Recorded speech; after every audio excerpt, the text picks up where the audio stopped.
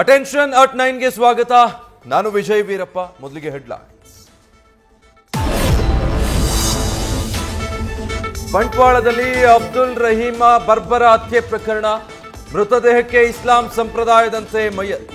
ಸ್ವಗ್ರಾಮ ಕೊಲ್ತಮಜಲುವಿನ ಮಸೀದಿಯಲ್ಲಿ ನಡೆಯಲಿರೋ ಅಂತ್ಯಕ್ರಿಯೆ. ರಾಜ್ಯದಲ್ಲಿ ಶತಕಕ್ಕೆ ತಲುಪಿದ ಕರೋನಾ ಪ್ರಕರಣಗಳು. ಕಳೆದ 24 ಗಂಟೆಗಳಲ್ಲೇ 36 ಹೊಸ ಕೇಸ್ ದಾಖಲು. 96 ಜನರಿಗೆ ಹೋಮ್ ಐಸೋಲೇಷನ್. 4 ಸೋಂಕಿತರಿಗೆ ಖಾಸಗಿ ಆಸ್ಪತ್ರೆಯಲ್ಲಿ ಚಿಕಿತ್ಸೆ.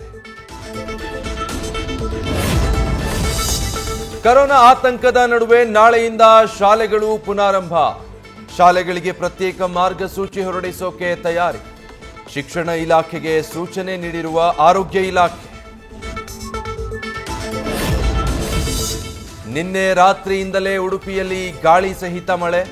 ಗಂಟೆಗೆ 55 ಕಿಲೋಮೀಟರ್ ವೇಗದಲ್ಲಿ ಬೀಸ್ತಾ ಇರೋ ಗಾಳಿ.